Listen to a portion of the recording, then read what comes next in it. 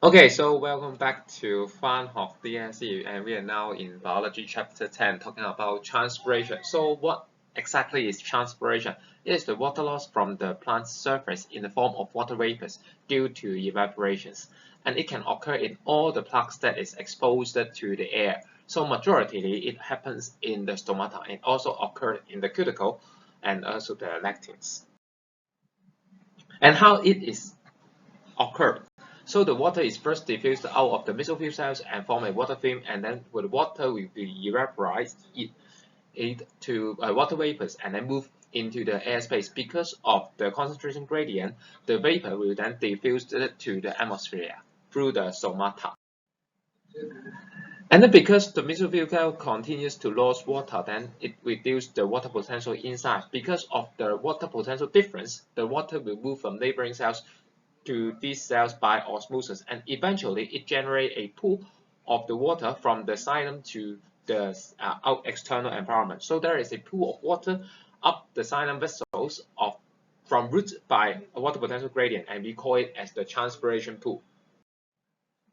And its significance is that it enables the transport of water and minerals in xylem and also facilitate the absorption of water. And more importantly is that the evaporation of water effectively removes heat from the leaves. And in order to adapt and minimize the excessive water loss, for the terrestrial plants, it is covered in the waxy cutis, and also there are only a few stomata on the upper epidermis, which is exposed to the sunlight directly. And also the guard cell will control the opening and the closing of the stomata. As for the distribution of stomata, we have covered it in chapter 9. There's the previous chapter, is that for terrestrial dicot plants, it's mainly found in the lower epidermis, while for the terrestrial monocot plants, which is the glasses that you normally see, because it's oriented vertically, and that's why there's an almost equal number of stomata on both sides. And for the submerged plants, usually they only have no or a few stomata because diffusion happens in all parts of the plant. And for the floating plants, the stomata will present mainly on the upper epidermis, because for the lower epidermis it is in contact to water surface. In order to measure the rate of transpiration, we need potentiometer.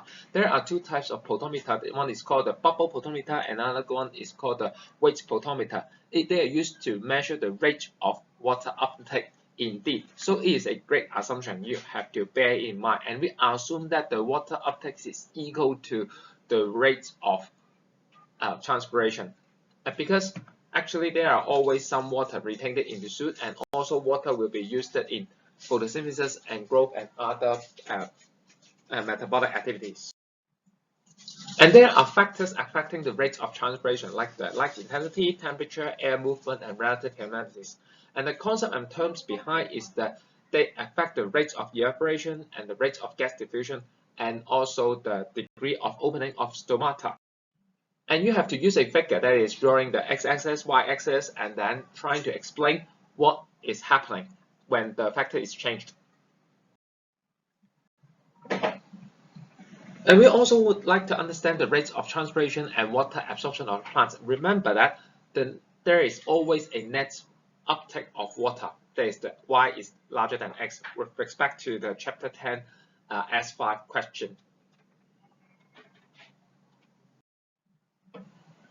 And in the root system, it has to facilitate the water absorption. That's why it has a thin epidermal cell, and also there is a xylem and phloem. Remember, where are they found is an important idea that you have to remember. The xylem, it will form as a plus sign in the spheromiddle, and the phloem, it will happen in the gap between the plus sign. That is these regions. Okay, these regions. And for the epidermis, it doesn't have any cuticles. That's why it will facilitate the absorption of water, and also it is covered with a root hair cell. It will provide a larger surface area for the absorption of water and minerals from the soil. And for the cortex region, it is mainly used to store food and allow the passage of water and minerals. And for the vascular bundle, as discussed previously, it consists of the xylem and the phloem. And for the xylem, it is to transport water and minerals. For the phloem is to transport organic matters. And the root is also protected by the root cap. because it has to penetrate through the soil. And here are the steps how water is absorbed in the roots. There are a few important terms in here. There is the osmosis and also water potential. If you are confident, and I also recommend you to do that, is to remember the key terms and then try to write that instead of reciting every single word shown in this slide.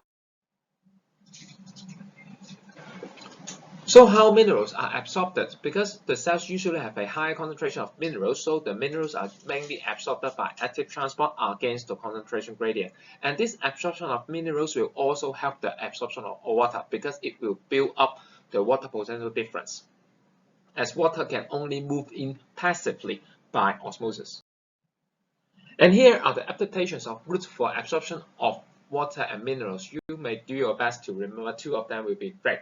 So one of them is it is highly branches and has numerous root hair because it will provide a large surface area for diffusion and also active transport. And then for the root hair is long and thin because it will easily grow through the soil particles. And for the xylem, it is to transport water and minerals, and also it provides support for the plants. And how it is adapted, it is hollow inside, so it will allow the passage of water with a low water resistant, and then the cell wall is thick and magnified because you are going to provide a support for the plants and also to support and survive in the tension of the transpiration pool. And for the phloem, it is to transport organic nutrients, and it contains of the siege tube and also the companion cell. And the adaptive features is that the siege tube contains little cytoplasm and no nucleus. And similar to the xylem, it will allow the organic matters to move with little resistance. As for the siege plate, it has pore which will allow the organic nutrient to pass through easily. And for the companion cell, it is required for the metabolism of the siege tube because it doesn't have a nucleus, so it needs someone to help it. As for the distribution of the vascular tissues, is also an important idea in your curriculum. For the leaves, the xylem is usually found on top and the phloem is usually found on the bottom. But however, it is very difficult to understand which is the top part and which is the bottom part. And for the stem, it is found in the ring of the epithelium, there is the outer surface. And then for the xylem, it is mainly found inside, and then for the phloem is found on the outer region. And for the root, it is found in the center. For the xylem, it is a cross shape, and for the phloem, it is found in these regions.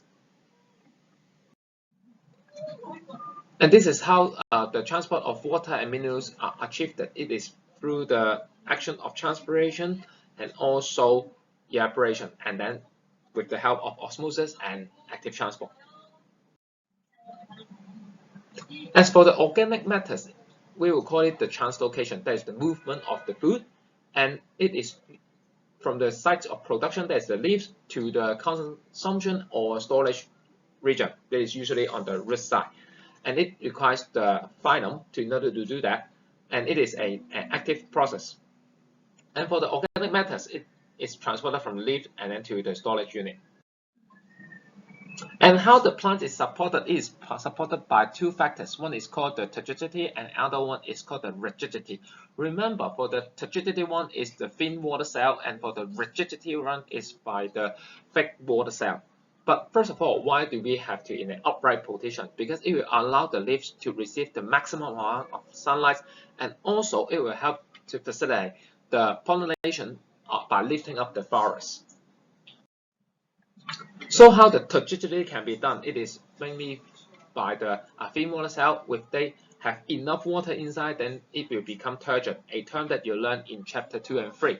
And then this thin water cell will lose water and become viscous, and then it will no longer give the support. It will have the feeling of the weight, 標謝.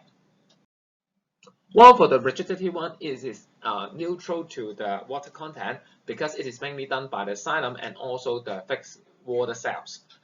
And for the xylem, it is also containing the lignin, which is hard and rigid. However, it takes time. So in order to use this method to support the plant has to be grown very big and become very woody. 即係平時嗰啲樹啊。And here is a comparison of the transport of human and foreign plants. these points are all listed in your book and they are listed in a very clear table. What I would like to mention here is that you have to understand what is comparing in here. This region we are comparing the structures. When we are doing the comparison, we are talking about the similarities and the difference. We compare about the mechanism of transport. Again, we have some similarities and difference. Okay.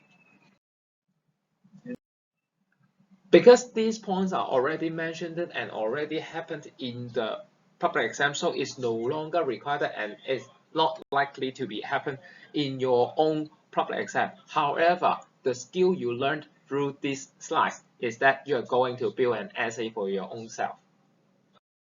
So here is an extract from the HKEA document. So we need to know what is transpiration and what are the factors affecting the transpiration and how the transport of water can be done, and also how the organic nutrients can be translocated. And finally, how the plants can be supported. One is by the turgidity and rigidity, another one is the presence of the xylem. So here will be the end of the chapter 10 intensive videos. I hope to see you guys next time. Bye bye.